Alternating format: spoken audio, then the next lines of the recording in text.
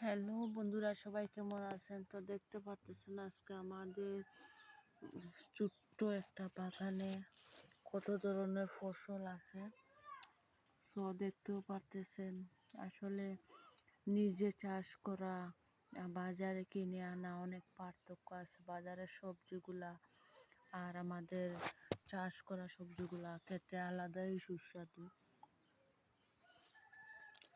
তো দেখেন গাইস, এটা হচ্ছে আমরা সিলেটি ভাষায় কই যে এটা ফরাস গাছ, ফরাসের বিচি।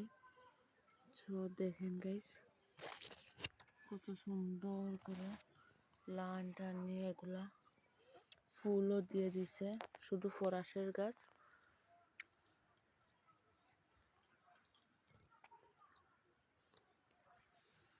কত সুন্দর তাই না? আমাদের বাড়ির উঠোনে